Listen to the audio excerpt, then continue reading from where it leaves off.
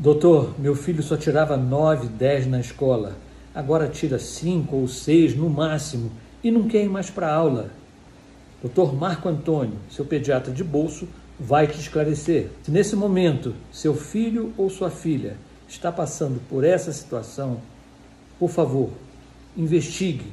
Pode ser bullying. O bullying é uma expressão que em inglês quer dizer bully, B-U-L-L-Y, é o valentão.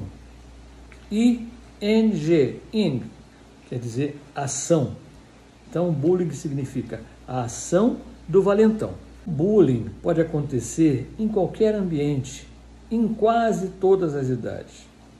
Quase todas, por quê? Porque até os 5, 6 anos de idade, a criança que está na primeira infância, ela ainda não tem os preconceitos, ou melhor, os pré-conceitos inseridos pela própria sociedade. Mas ele acontece quase que regularmente entre pré-adolescentes e adolescentes dentro da escola. O bullying se define como atos intimidativos ou agressivos feitos normalmente por um grupo contra uma pessoa, seja de forma moral, psicológica ou física.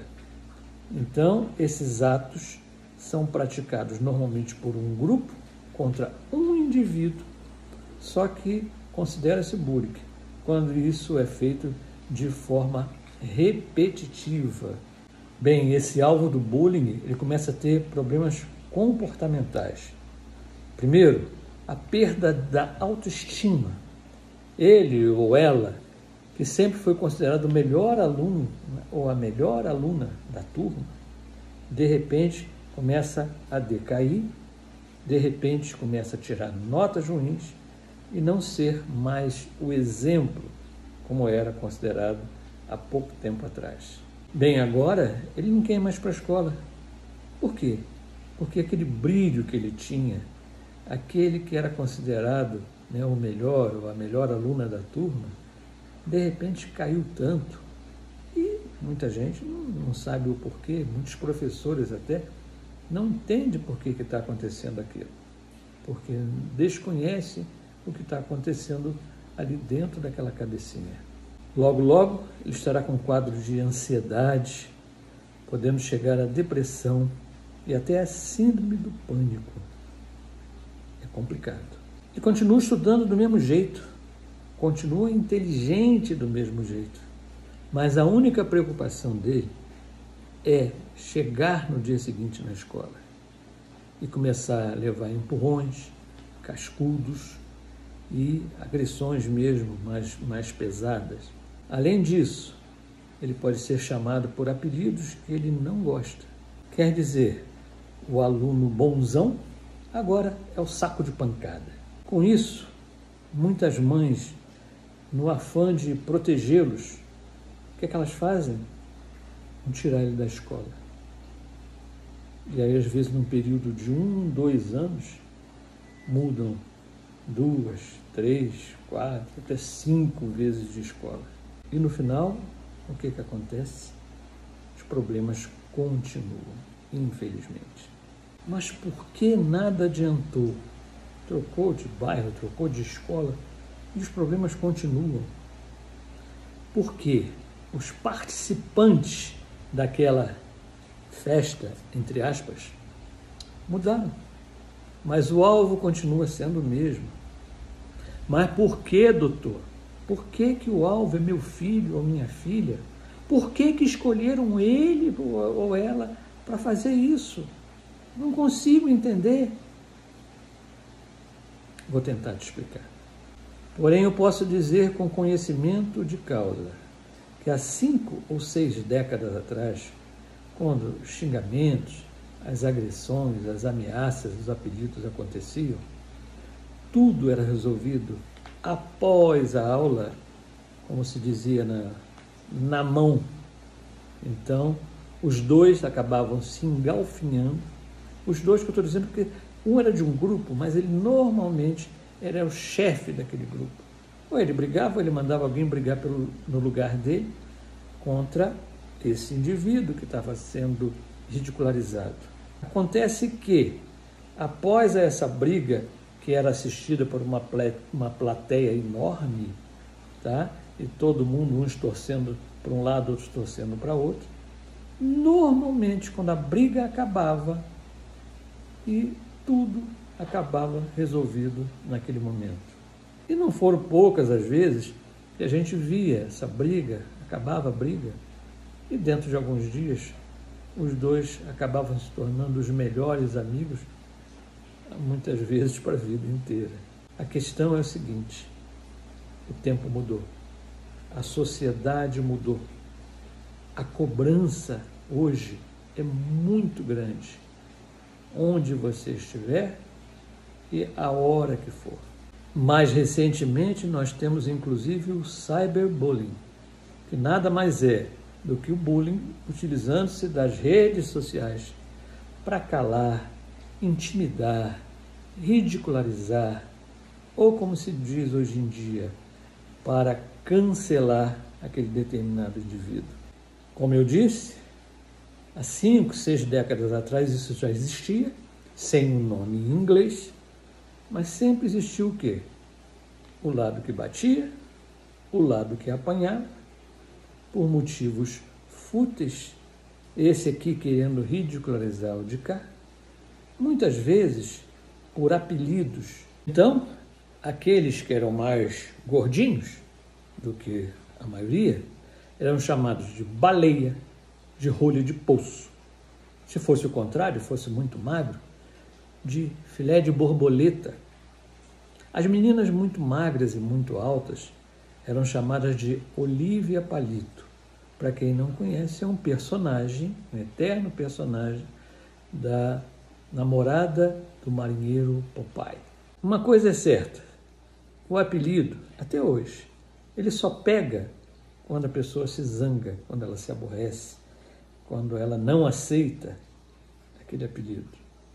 Porque quando aquilo é aceito e levado na brincadeira, aquilo morre ali mesmo e acabou, o apelido não pega, como se diz.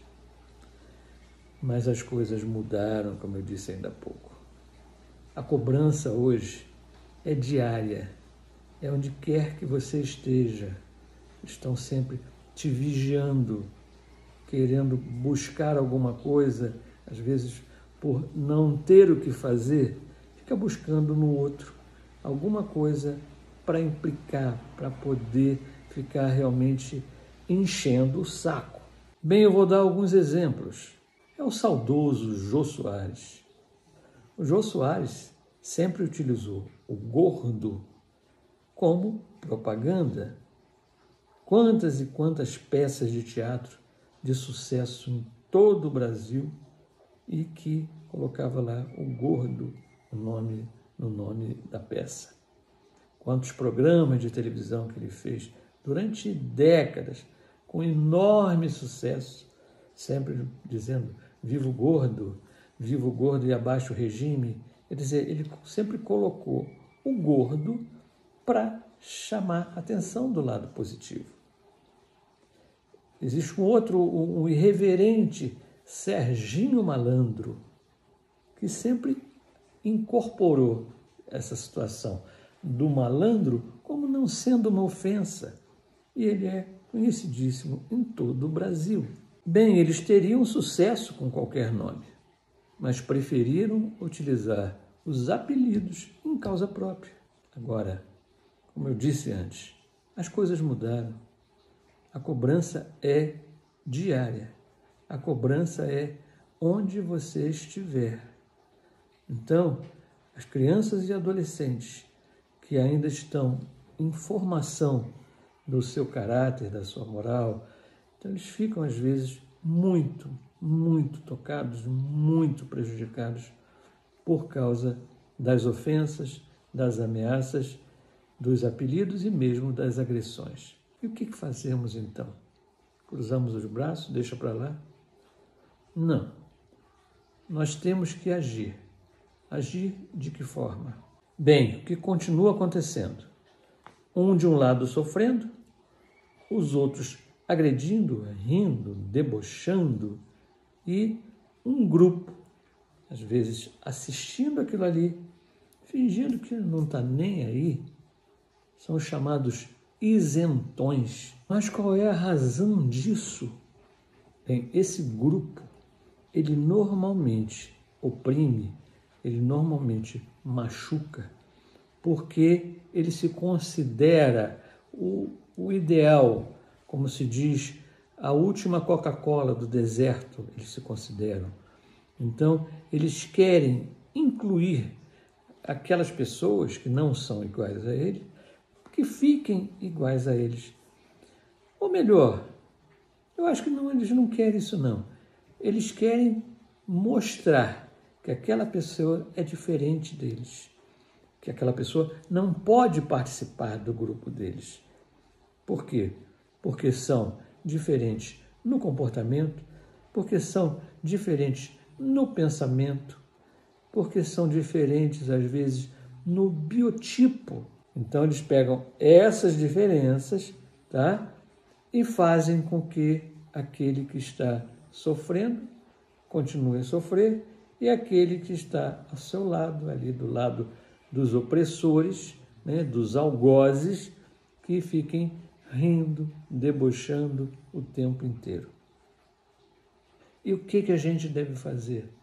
Nós, profissionais de saúde, nós, educadores, e nós, pais dessas crianças e desses adolescentes. Temos que agir? Sim. E como? Vamos falar de cada um deles.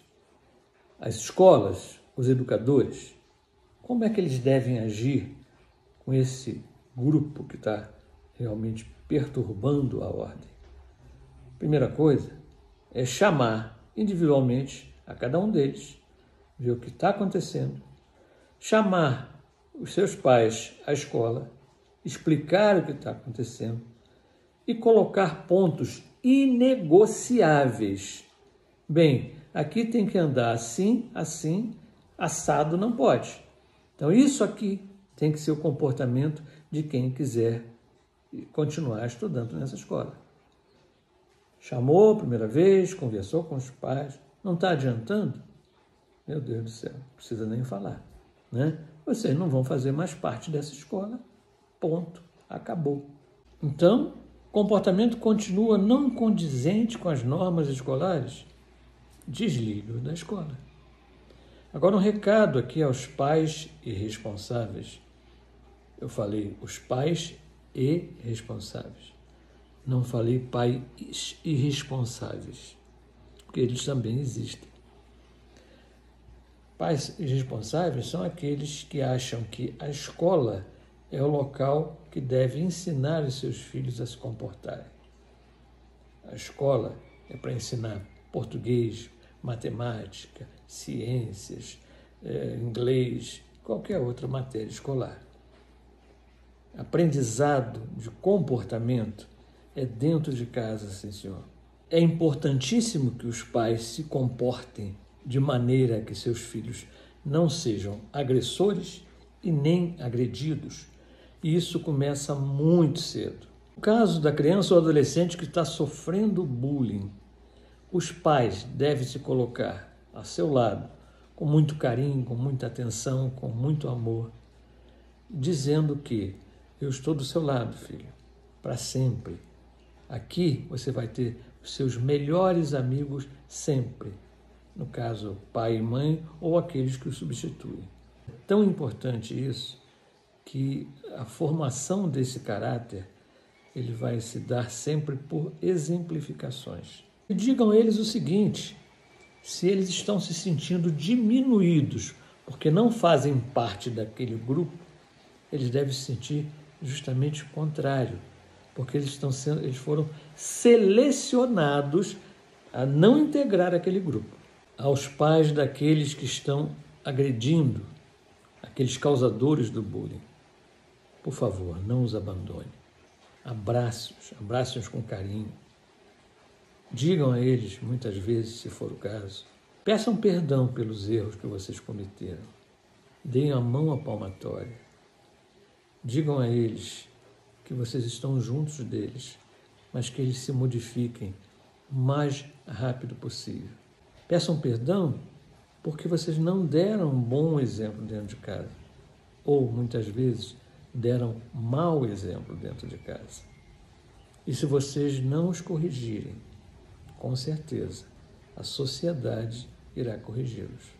Logicamente, além dos pais e educadores, nós temos também a presença, que tem que ser constante, dos profissionais de saúde, de um psicólogo, de um psiquiatra, para poderem agir tanto de um lado quanto de outro.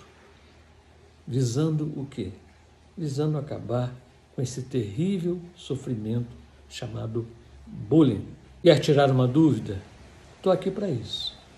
Se você gostou, inscreva-se no canal, dê seu like, compartilhe com o maior número de pessoas.